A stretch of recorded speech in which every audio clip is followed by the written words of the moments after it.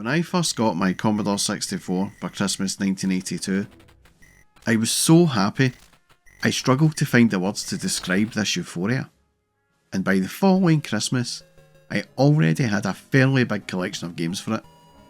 But one genre more than any other dominated those early, heady days of video gaming, and that was a vertical scrolling shooter. You had literally hundreds, maybe even thousands of them on a Commodore 64. Some were original and others were arcade ports, but nearly all of them were set in space. The space background would have been really easy to code, and all of the enemies didn't have to resemble anything at all, as everything was alien anyway. And if I can be indulged a little here, I will give my humble opinion on why there was such a glut of these kind of games. In those early days of home micros, software houses never had game designers. They had programmers and coders. You had entire teams of people who could make you an almost perfect clone of Pac-Man for the Commodore 64. But ask one of them to design a game and most would probably struggle. It was only arcade software houses such as Sega, Namco, Konami and a few others that would hire designers to work alongside the coders. So the real ingenuity could be found only in arcades. Even those had mostly clones of Space Invaders. So by the time 1942 came out in arcades, it was seen by many as a welcome departure from the usual space blasting alien setting to one based on an event in history. 1942 is set in the Pacific Theatre of World War II and is very loosely based on the Battle of Midway.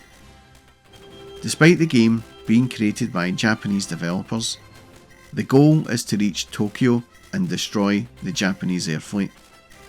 This was due to being the first Capcom game designed with Western markets in mind. It went on to be a commercial success in arcades, becoming Japan's 5th highest grossing table arcade game of 1986. But to me, it was a game that really awakened my disdain for this kind of game. Which is unfortunate, as 1942 was not a terrible game at all, but by 1985, when I first played it, I was simply shootered out by that point and just got bored with the whole genre. Let me explain.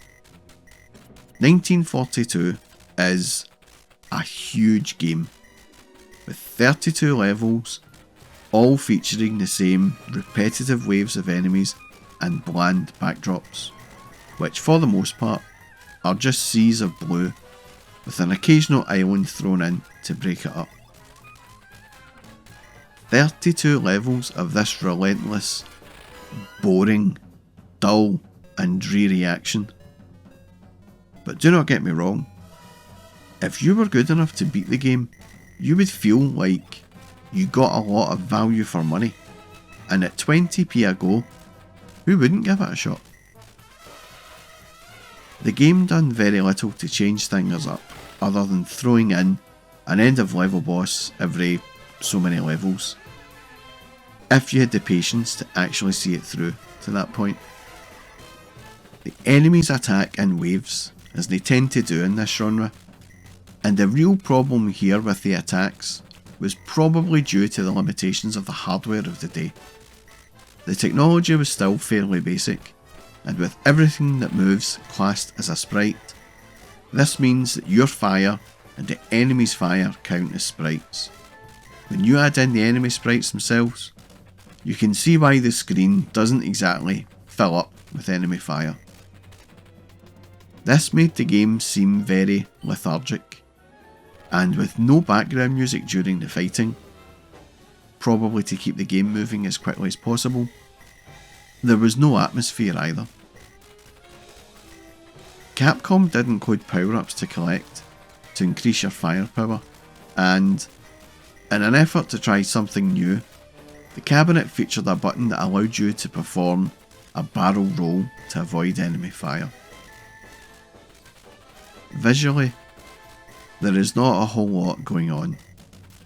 You get small aircraft and you get slightly larger aircraft, and when they are shot, you get this ball of flame appearing. It's not exactly a feast for the eyes, but then for 1984, this was kind of standard. And how much detail can you add to tiny little sprites anyway? The sound is really annoying, with no music at all. All you get is this bata bata bata sound, and an annoying whistle to accompany the action. I did play this game maybe twice in the arcades in my lifetime.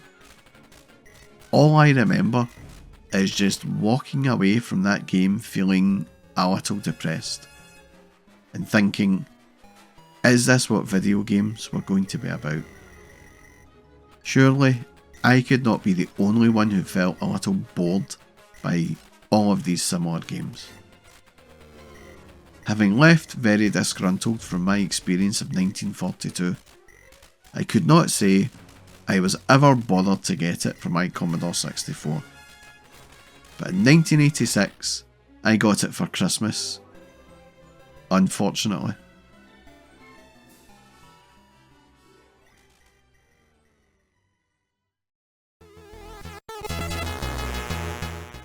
Not expecting much, I was not disappointed. But I suppose one good thing about the Commodore 64 port was that it only had 24 levels, and not the 32 from the arcade. It also had this super annoying tune to accompany the so-called action of the game. In terms of ports, this is honestly not too bad a port. I mean, it's not great either. What I'm trying to say is that Elite done a good job of recreating the arcade for the Commodore 64.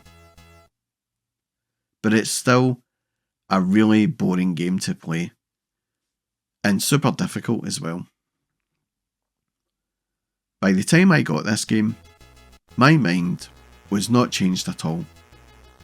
I still hated this genre of game, and by this point in the Commodore 64's life, there were far better games to play on it anyway.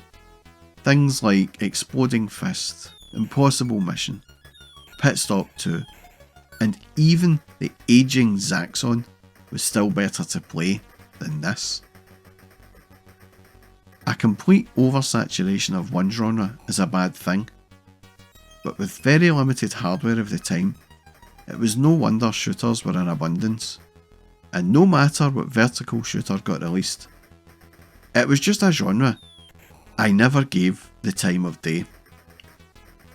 That is, until late 1993, when advancing technology took these shooters to a whole other level. And that is a video for next time. Oh, and by the way, avoid playing 1942 if you can. It is just really boring. And that was my look back at 1942. If you like this video, then please do give me a sub and a thumbs up, or maybe even a comment or two below about your memories of 1942 on any format. And a massive thank you to all of those who have subscribed to my channel and commented on my videos.